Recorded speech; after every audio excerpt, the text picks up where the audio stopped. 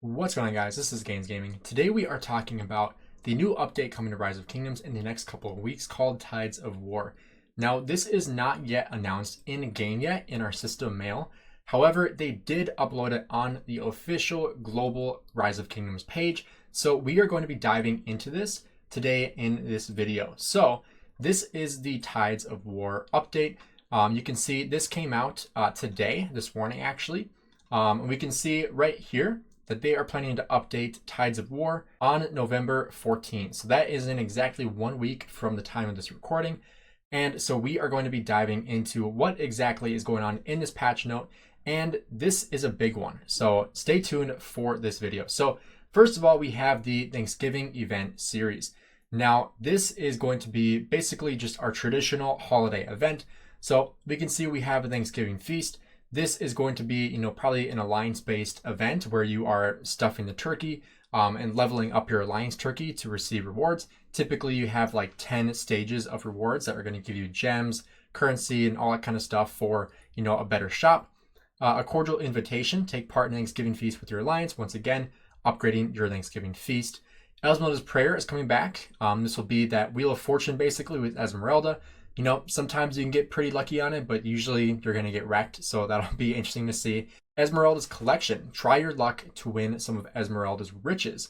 So I'm not sure what Esmeralda's Collection is going to be. It'll be interesting to see what that's going to look like because we've seen Esmeralda's Prayer before, but I don't know. Maybe they're changing the name of this one, but that will be coming back as well as War of the Ruins. Now, this is an event that I'm pretty mixed on. Mainly because you are unable to zoom in and out in the mode. It's basically like Champions of Olympia, but you are unable to, actually zoom in and out. So I'll show you what that actually is going to look like. So like if I go into game here, it's basically like trying to play the game like this. Like if you were trying to fight or like hit barbarians, like this is what the game mode looks like, and you can't zoom in and out. If you could zoom in and out like this, then the game mode would be great, but you can't zoom in and out, so that kind of sucks. It's definitely something that needs a lot of work. So I do it for the gold heads. That's exactly why you should be doing it. Other than that, like, I don't really enjoy it, mainly because it's literally just painful to play because you can't zoom out. So we actually have Tides of War new Season of Conquest story coming as well. This will be a pioneer event, so that'll be really interesting. So in this new story, the Lost Kingdom will cycle through phases known as tides. Each tide will last for 4 days and have its own unique mechanics. Now, what this sounds like is an awful lot like Light versus Darkness and KVK 3. So let's see what else we have here. Tide effects. Each tide has its own mechanics, which will affect all governors in the Lost Kingdom. Plan your strategy ahead of time to get the most out of each tide. So if you guys are unfamiliar with like Light versus Darkness, usually what that looks like is like during some fights, the light side, so one side of the fighting, will have like 3% extra march speed or 3% extra like attack, and something like that. So that sounds like it's what it's going to be here in the Tides of War. Personal directives. During each tide, you can choose one of 4 personal directives to issue, which will provide you with a unique buff for the rest of the tide. And once again, a tide will last for 4 days. So what this sounds like is that, maybe your side of the map gets a tide for 4 days and all of you get one of the 4 personal directives to use for those 4 days, unless it's everybody gets, one of those 4 during that tide, the 4-day window, but we'll have to see what that looks like. And then we have alliance directives. Your alliance leader and officers will also be able to issue alliance directives with 2 to 3 unique directives per tide. Alliance directives will affect all members of your alliance and help shape your strategic direction. Alliance Merit Shop. During the story, killing or severely wounding other governor's units will earn you merits. Merits can be used in the Alliance Merit Shop to redeem Alliance supplies. Alliance supplies can be restocked by gathering resources and defeating barbarian patrols during certain tides. So what that sounds like is like different events that are going on during the KVK. So like an event where you are gathering resources, or an event where you are hitting barbarians, and an event where you are wounding or killing other governor's units will earn you these merits and also restock the alliance supplies. Now, this section is really interesting. So it says here, Commander Skill Description Rework. In this version, we have rewritten and optimize the descriptions for virtually every single commander. So this will be huge to see what exactly they're changing here, and we'll get into that. But it says we've not changed the actual effects of any of these skills, but it will be easier to understand what the skills are actually doing and give a lot more clarity. So now the term normal attack damage has been replaced with normal damage, and the term normal attack has been replaced with basic attack. So the previous term normal attack damage has always included damage dealt by both normal attacks and counterattacks, and they felt that this term did not clearly express this idea. So people were confused that normal attack damage wasn't just when you are hitting an enemy, but when they're hitting you also, you are getting the extra normal attack damage for counterattack. So it's simply just clarifying what that means. So I understood this, but maybe some people didn't.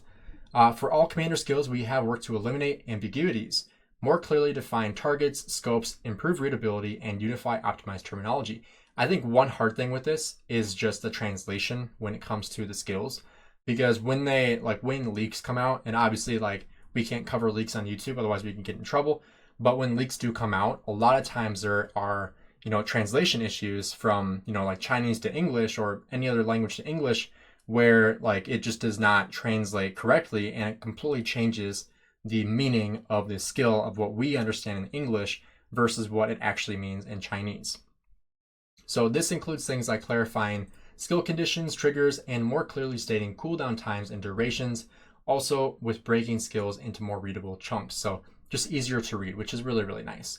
And as previously stated, these changes are purely textual and have no effect on the actual effects of these skills, which is great because it would suck if you invested into a brand new commander and then you found out that the skill wasn't what you thought it was, and that skill was why you invested in that commander. That would suck. But thankfully, that is not the case here. So next year, Siege of Orleans Season of Conquest story optimization. So they added text to auxiliary skill interface to more clearly show when the Lost Kingdom Chronicles for each commander is unlocked.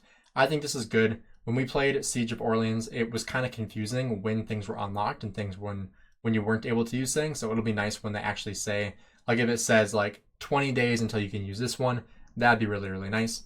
Certain skills that had no effect when equipped as an auxiliary skill can no longer be equipped as auxiliary skills. Okay, that makes sense. Increase the RIT cap to 10,000. I believe before it was 5,000. So it'd be nice that you don't have to worry about updating those so constantly, because otherwise you cap out and you can't earn more from your bastions. Optimize mod performance and made them more recognizable on the map. Does this mean that they added a Barbarian Fort search feature? I highly doubt it, but that's what it sounds like. Made them more recognizable on the map. Or maybe they just made it more clear that it's Barbarian Fort and not a decoration. I hope they add, a search for Barbarian Forts. That'd be really, really nice. In game, if you were able to just go into the search tab and just add Barbarian Fort here, that'd make it so much easier. That way you're not having to scour the map for Barbarian Forts, because that just absolutely sucks. And then we have added Pyrrhus and Pericles to the list of auxiliary commanders as well, which is nice. We'll have to see what their skills are going to be looking like and how they're going to work as well. I'm not sure if I'll be going into a Siege of Orleans KVK or not, but if we are, we'll for sure be covering that. Then it says here, items 1 through 4 will apply to all Lost Kingdoms in the Siege of Orleans immediately. However, item 5, adding the 2 new commanders to the auxiliary skills, will only apply to Lost Kingdoms after the update. PC version improvements. Added the shortcut keys to scenario battles, mainly used for Sorelli Event Series, Ian's, and Champions of Olympia. All right. Optimize text input, not huge. Optimize the performance of certain videos and interfaces, probably not that important. And also fix an issue where logging into Google was sometimes blocked. All right, hopefully people weren't locked out of the game with that. And then here are some other improvements. So this is also has some huge things in it. Optimize the map overlay in Ark of Osiris when zoomed out. You should now be able to see both friendly and enemy troops on the map when zoomed out. This is huge. I think this is a great optimization. If I show you in game, if you're zoomed out on Ark of Osiris, we'll just use these cities as, troops. So say you're watching, the blue side and you want to see the red side too. If you zoom out, you're not going to be able to see any of the red, and you might only be able to see the blue. Versus now, you'll be able to see the red troops as well all over the map. So I think that'd be really, really nice just to be able to scout stuff and, not so much scouting, but being able to watch other Ark of Osiris matches. I think that'll be a lot easier to actually see. Additional information to commander skill descriptions, including target type, which identifies whether an active skill targets one or multiple targets. I don't think that's really a huge issue, but maybe it is for some skills. Optimize the logic of Hukabing's Dragon of the Desert skill. Added the new visual effects when he received the bonus to skill damage. That way you know you're getting the skill damage. And also, this is big, in Sunset and Lost Kingdom and the Golden Kingdom, the skill will trigger immediately at the start of battle. I think this is how it should have been. This is how people thought it was going, but maybe it wasn't actually affecting that. So if you've been running Hukabing in your Sunset Canyon and Lost Canyon, he might actually perform better now that he's getting this triggered immediately. The hold position after attack setting will no longer automatically be reset if enabled. Also adjusted the design of the scout camp interface, and also with scouting, ability to jump to the next unclaimed tribal village after claiming a reward, and can now hold positions for 60 minutes after exploring and with the cave. But on top of fog, they are removing fog from the Heroic Anthem story. This is amazing. This is probably one of the best updates that they've done in a very, very long time, getting rid of fog, because everybody hates the fog in Heroic Anthem. That's one of the main reasons why people don't want to do Heroic Anthem, because it's a good KVK, but having to explore the fog for the first couple days is just such a grind. It's just so annoying. And it's the reason why I never wanted to do Heroic Anthem again, is because of the fog. I mean, I usually finished it, but it was just such a hassle to have to spend that much time just exploring the fog and sending your scouts out. It just sucked. And then also extended the story's duration to 50 days, which is like an average duration for a KVK. These will only apply to Heroic Anthem seasons that begin after the update. So if you just registered for Heroic Anthem, you probably will not get this update. You'll probably still have fog, so that kind of sucks. I know that we're planning on registering this coming Monday, which will be, I think, after this update happens, hopefully. Added a targetable confirmation prompt when attacking or scouting a governor from your own camp. I'm assuming that's in KVK. I believe that already happened, at least it did in this last KVK, like warning that you can't loot someone in your camp. You can attack them, but you couldn't loot them. Optimize the interface of the Wheel of Fortune event. Commander skill levels displayed on the event page should now reflect the actual skill levels of the commanders that you own. So that way you know, like if you're in Wheel of Fortune, we actually have Wheel of Fortune right now, so I'll just show you. If we go right here, instead of just showing skills, it'll actually show you like what you have unlocked. So like, for example, I don't have Saladin or William or XY expertise, but here it shows that I do. So like my William is 5551, so it'll show 5551 no expertise. So that way you know exactly where they are. So you don't have to go out into your commander pairings and actually see what you have for progress on those commanders. So just a simple thing that they can fix there. The Alliance mobilization effect will be open to more kingdoms, and rewards will be adjusted depending on the season the Alliance is in. Alliance mobilization, I mean, I loved it at first, and now it just like really kind of sucks, especially because we are now in the highest rank now. You know, in the, I don't know where to find it, right? In here in the league. So we're in the Supreme League of the top alliances, and you know the rewards are amazing, like way better rewards. However, you know, obviously you're playing against harder kingdoms, like we're playing against SW in 2605.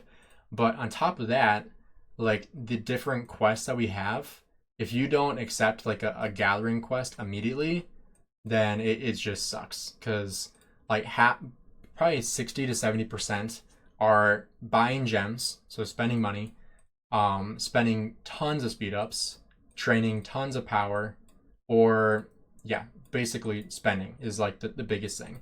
And I haven't been able to get like a single gathering one. The only one I've been able to accept that I've actually been able to do was like opening 100 gold keys or something, which, you know, I'm glad I have gold keys saved up, because that I'm not gonna, you know, waste time and money on all that kind of stuff, because I'm not doing that. So yeah, buying 25,000 gems. This is literally, for this one, it's literally spending like $200 or $185 to do this one thing, which is just absurd.